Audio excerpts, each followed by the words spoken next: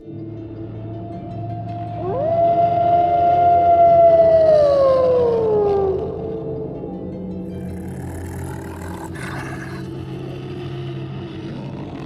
the shadowy depths of Louisiana's haunting bayous, a chilling tale circulates, painting every crevice of the night with spine-chilling dread. It speaks of the Rougarou, alternatively known as the Loup-Garou, a fearsome entity deeply etched in Cajun lore and believed to be the region's own eerie werewolf. Often depicted as a grotesque distortion of man and beast, it possesses a humanoid body, crowned by the ghastly head of a wolf or dog. Its eyes, akin to fiery embers, pierce through the darkness, while its razor-sharp teeth glint menacingly, promising a fate worse than death.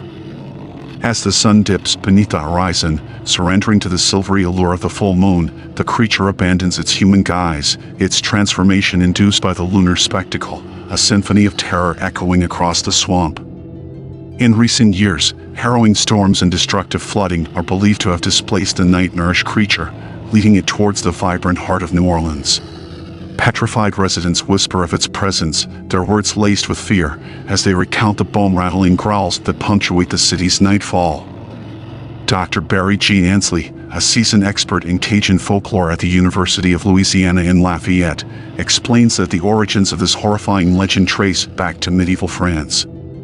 He suggests that sometimes the metamorphosis is voluntary, a dreadful pact struck with the unseen. Other times, it's a curse, forcibly thrust upon an unsuspecting soul. The myth recounts that the Rougarou, in its unspeakable thirst, draws the blood of its next victim, thus passing on its curse and liberating the current host from its torment. But such freedom comes at a dire cost. The individual remains eternally frail, a shell of their former self. The Rougarou is reputed to possess terrifying strengths, with an unparalleled physical prowess that surpasses any man and a speed that can outpace the fleetest of beings. But it is not invincible. Fire and decapitation are known weaknesses, and some say that only through such brutal means can the beast be truly destroyed. As a protective charm, it's widely believed that placing 13 small objects near your doorway can shield you from its malevolent presence. Over the years, sightings of this dreaded beast continue to mount, the echoes of a 19th century terror lingering persistently, a constant reminder of the darkness that lurks just beyond the light. In the eeriness of an old tale, a young bride, newlywed and draped in the naivety of love, awaits her husband on a moonlit night.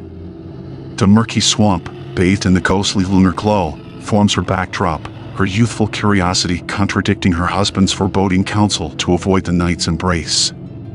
As she lingers in the frosty air, shrouded by an ominous stillness, a colossal shadow slowly stirs within the bordering woods.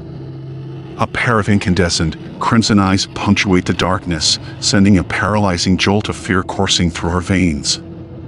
Then, standing before her in the spectral clearing, a horrendous manifestation of her worst nightmares emerges, a towering wolf-man, the embodiment of the Rougarou. The girl is horror-struck, unable to break away from the creature's entrancing gaze before it dissolves back into the thicket.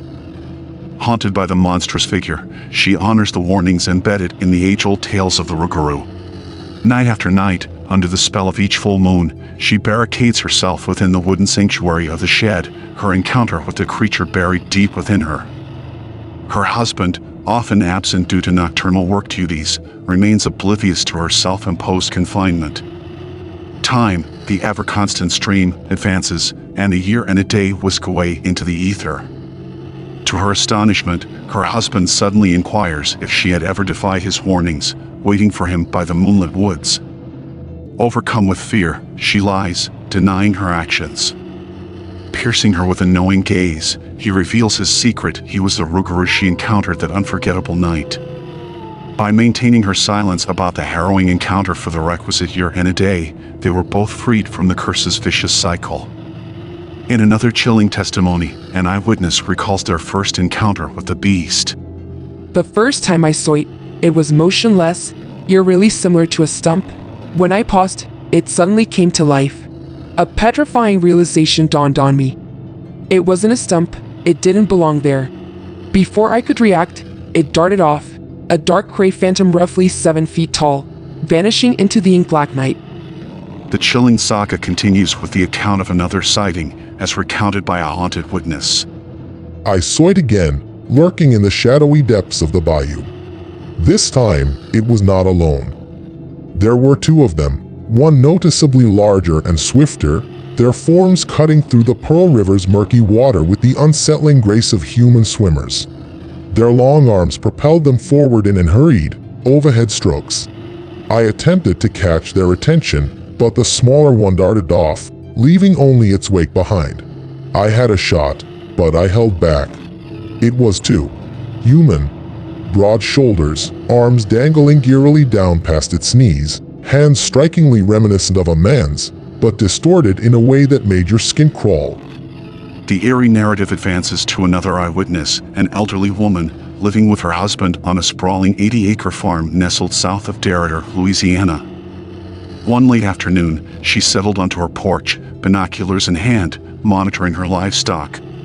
Her focus was split between a newborn calf and another heavily pregnant cow. That day, an ominous sign had presented itself in the form of a cow carcass sprawled in the field, a grim reminder of the lurking danger. As her watchful gaze swept across the pasture, a slight movement caught her eye near a dilapidated building teetering on the edge of her property. Raising her binoculars, she honed in on the mysterious disturbance. Her blood ran cold as her worst fears materialized. A creature, easily over 8 feet tall, ambled eerily along the outside of the barbed wire fence.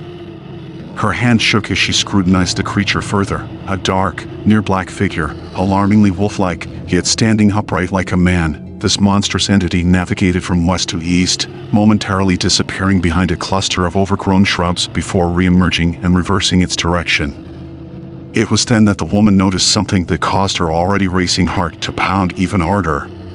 A singularly chilling detail about the creature.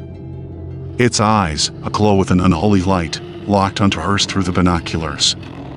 A jolt of terror surged through her, freezing her blood and anchoring her to the spot.